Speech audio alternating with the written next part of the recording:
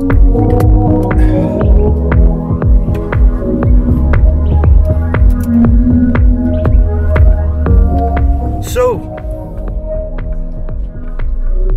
folks, welcome back to the channel. I can't believe it. It's been 3 weeks since I put out my last video. That's the longest break I've ever had.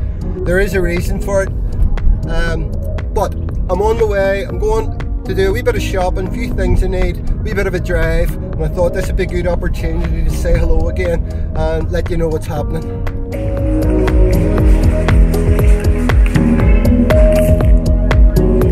Well, when I say shopping, I'm really only here for one thing. Apple turnovers. One thing about supermarkets in Spain, always queue up. There's always not enough tills operating.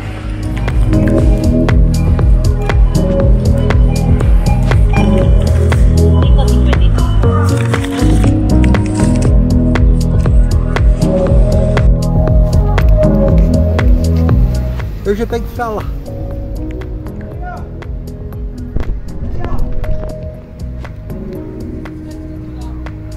Don't want him to blow off when I'm driving. I'll have to get him to go. Go on. Didn't get him off the car very successfully. I spent the next 10 minutes walking away up the road and put him in a field. Now, just before I carry on my tale, I'm going to jump back and let you see the only thing that I did video in Northern Ireland. Flashback. So I'm back in Belfast and I was coming back to help my dad get his car MOT'd and sold, but I've ended up running about like a maniac, which I will explain. But first, car hire disaster, wee bit of a car hire disaster. So I had already hired my car, go to the desk in the airport, it said, when you get there, it was a wee, it just said a mini type, and I got it really cheap. It was £100 for 6 days, including insurance. Sorry, I'm under a tunnel. Including insurance. And whenever I got to the airport, there was no desk. And then after a phone call, I discovered I had to then phone the company in England, and then they said they'd send a taxi. The taxi didn't come. I ended up standing outside the airport for half an hour, and then they brought me about 4 miles to get the car. And first thing that happened was, went in, he says, we need your card for security, just in case you don't come back, which is usual for car hires. So I went into my wallet, didn't have my credit card with me. I hadn't been thinking about needing a credit card to do that, and I said I've only got my debit card, and he said that's okay, but you'll have to up your insurance. You've got third party at the minute with his, basically they didn't call it that, but you need fully comp. And I says that shouldn't be a problem. How much is that? And he says $24.99 or something, and I says that's no problem. So he made out my bill and he handed me it, and I was expecting a bill for 25 quid, 150. And I says, no, I've already paid for the car. He says, no, it's £25 a day. And he didn't say that. So I'm getting the car for £20 a day, or less than £20 a day. And so, I felt like walking out, except it was in the middle of nowhere. So I ended up paying £250 for my car, right? And then he brought me out to see it, and I couldn't believe it. Wasn't happy. I didn't let him know I wasn't happy, but looking the car off for flip's sake. Maybe that's a bad thing to say, but it's a girl's car. Driving about, I'm hiding my head, don't want anyone to see me. I'll show you.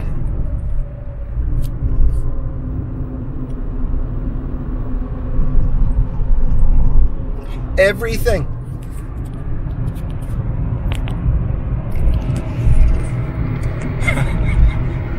Everything is the same colour. It's like a wee dinky toy. And oddly enough, the sort of car my sister always says, oh, I'd love one of those, I'd love one of those. So whenever I got to her house, she thought she'd got a gift. So anyway, that was my car hire annoyance. But since I've been home, I was going to do videos, but since I've been home, my family have had a bit of a couple of disasters in the last year. So my brother-in-law, who does everything for everybody, was in a very bad accident, and he's now living in a home. and my sister's not well, can't drive, and I've sold my father's car, and they all live out in the country. So I hadn't thought about it. I sort of knew they wouldn't be finding things easy, but I hadn't realised how difficult it would be. They're all stuck at home and can't go anywhere, and even they're having to get private taxis. They live out in the country. The taxis are costing them £30 to go shopping. So that's all I've done since I've been home. There are a big long list of things that I realised I needed done, and I've just been spent all my time doing it. So my dad's car's now past the MOT, yeah, and it's up for sale. But now I have a wee bit of me time. This is the first time I'm going to meet a friend I haven't seen since I left for lunch. So there, just thought I'd do a wee update. Nothing too exciting. This is definitely not an arty type video with drums and all and nice music. Just my hectic week, which I wasn't expecting to be too hectic, but it turned hectic. End of flashback. Left off in the last video was my walk and going to Northern Ireland, and I was going to make a video about that trip. I hadn't made up my mind in the last video whether I was going to make a video, but by the time I was leaving I was going to do a video, so I videoed some stuff and flew home. I'm trying to think what day, yes, on day 3 I woke up and I felt really low. Worrying low, I didn't know why I felt low, I just felt off. I felt like in the head, depressed, and what's going on here, what's this about? Very strange experience. I had been enjoying my trip home and didn't know what it was. As the day went on, I'd sort of saying to my friends and family, oh, I'm feeling very low, I don't know what's wrong with me. And then it came time for dinner, and I noticed I couldn't taste my dinner. This is a strange story because I've never heard anyone tell a sick story that started with I felt depressed. So I couldn't taste my food, and I realised that's strange, I can't taste my food. And by the next morning I had a bit of a sore throat, and as the day went on I started to realise that I wasn't depressed at all. I felt depressed. It was everything was slightly off. Everything felt down. You know that feeling you get in the pit of your stomach whenever you're worried about things and whatever. I had all that. And as it turned out, it was like a flu or something. I don't know how it come on me. I don't know. I've never experienced that before. It was like because everything in my body, even my skin, everything felt a wee bit weird and strange and uncomfortable. It just made me feel bad. Oh, so, and that's not the end of the sick story. So anyway, by day 3, if you remember in my last video, I went home, and one of my main reasons was my dad wanted to stop driving, sell his car, and it was too much for him. He couldn't do it all. He couldn't figure it all out. The car needed MOT and stuff, which I arranged from months ago. So I went home, car passed the MOT, yeah. Then put the car in a couple of magazines and got no reply for the first 24 hours, and that was okay. And then this sickness come on me, and I think it was Saturday by then, a cousin phoned and someone liked my dad's car and came and looked at it and bought his car. Yeah, car sold, so that was great success, that was fantastic, and he was delighted. While I was home, I brought my sister out to do her shopping, and I brought my dad out to do his shopping, and I met 2 subscribers, one who I sort of knew, I didn't know she was a subscriber, girl that works in Sainsbury's, but I do now, and I'm delighted. And another person came up to me in the street and said, I'm one of your subscribers, which was very good. So I was having a good time. Then I felt sick and went to bed for 24 hours. Felt awful, you know, full-scale flu, shivers, everything else. I thought to myself, I wonder could I have got COVID? And then I was a bit worried about that because my dad, on the Saturday night, went to bed, woke up about 3 or 4 times, ended up on my dad's sofa. Now, my dad's 90 and always been in good health up to the last sort of 10 years, but you know, with his age and stuff, he's had quite a few things. But one of his things is balance. and about, I think it was about 6:30 in the morning, I heard a noise, and then I heard Stephen, and I went in, and he had fallen in his bathroom of his bedroom, full scale fall, banged his head, blood everywhere. I had photographs, I was going to show you, but honestly it's frightening looking. Blood everywhere, and his head all bashed. Weirdly the bleeding stopped very quick. I don't know why that happened, but if he had hit any of the sink or the toilet, I think it could have killed him. But he whacked the ground very, very hard and wouldn't go to the hospital. He's had quite a few falls, and he says, I just go and I'm there for hours and hours and hours, and then I'll come home, and that's just the way it is every time. But he was in a bad way, and I said I'll leave it a few hours. Anyway, there's a whole story behind that, and cousins come up, and my sister come up.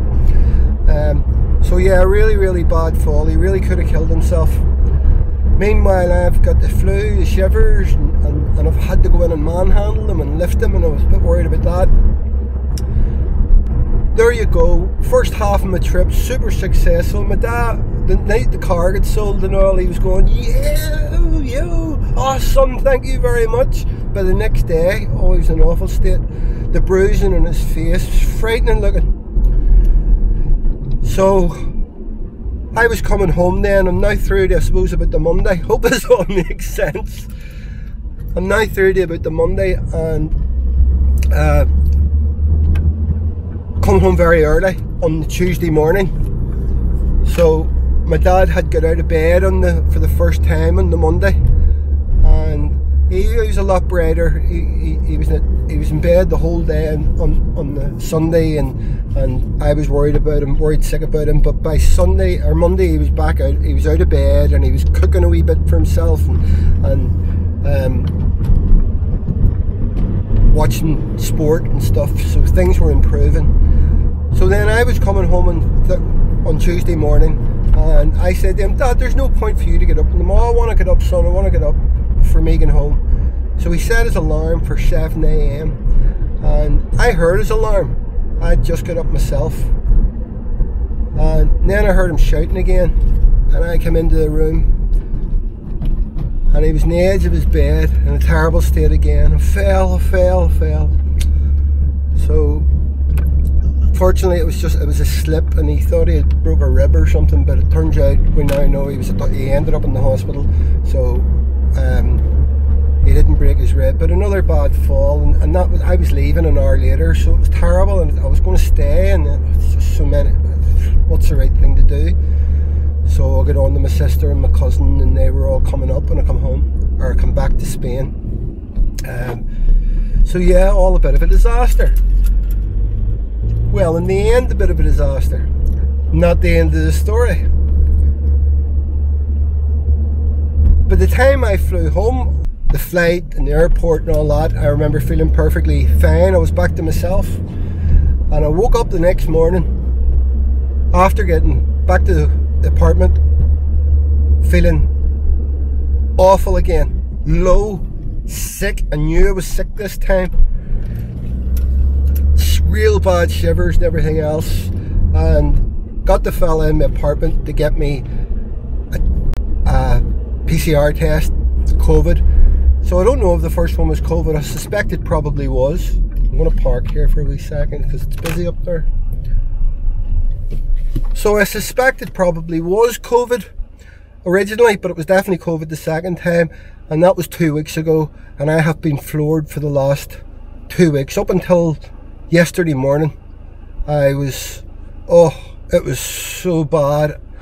You know, you hear people telling you what COVID's like, and there's so many different aspects to it. I couldn't taste, couldn't smell, really bad shivers, like a really bad flu all the time. Your whole body's sore, my skin sore. It felt really weird. My aches and all, when I was trying to stand up was hard. I stayed in bed for about 3 days. Now, when you're in an apartment on your own, you tend to get the blanket, go out and sit in the sofa. But I just couldn't face it. And yeah, so I've just went through a very, very hard time. And the last few days it started to lift. Then yesterday morning I woke feeling Feeling great. Well, you have to appreciate, whenever you've been sick, you have to really enjoy and appreciate whenever you're not sick anymore, whenever you're feeling better. But yeah, so it's been a very tough time for me. Also, it's happened at a time when the channel, content for the channel is getting harder and harder because there isn't very much to talk about now. You don't know what people want to hear. Are they interested in your everyday life, or should I be getting out in the car every day and go on drives, or maybe I should leave it for a while or do less videos? So I'm right in the middle. I was right in the middle of all that at the time, so now I'm back to thinking about that again. That's why I'm filming this today. So I don't know what's going to happen with the channel over the next period of time. We'll see. A few updates. The smell in the apartment next door from their cooking, gone. Since I filled in all the holes, gone. Haven't even smelt them cook, unless I haven't cooked. Been no smell whatsoever, so that's fantastic. Now, talking about neighbours, solved one neighbour problem.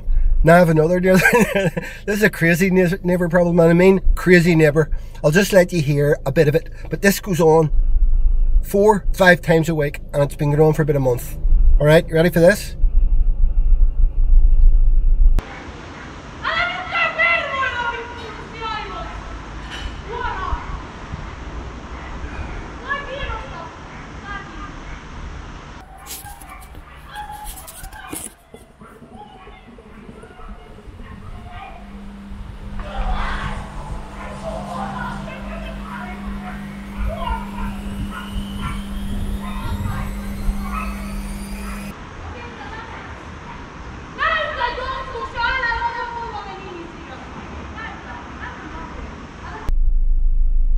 And her partner, or whoever he is, he gets involved every once in a while, but she'll scream.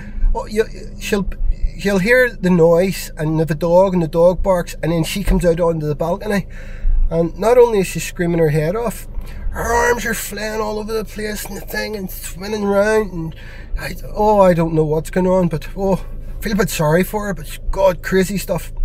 So I'm having to listen to that quite a lot. And the first time that we heard it, I went out onto my balcony, and there was about several other people out in their balconies, and we're all looking at each other. And that's not something, usually I'm the only person out in the balcony. We're all looking at each other and laughing and all.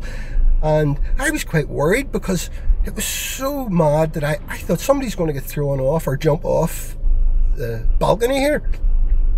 So, but no, it was on, and I seen her the other night. It was lashing out of the heavens. It was a thunderstorm, and I'm out in the balcony just looking at the thunderstorm, and she's walking up the street in sort of pajamas and all, and she didn't say anything, but she's just walking around in the rain. So I don't know what's going on, young girl.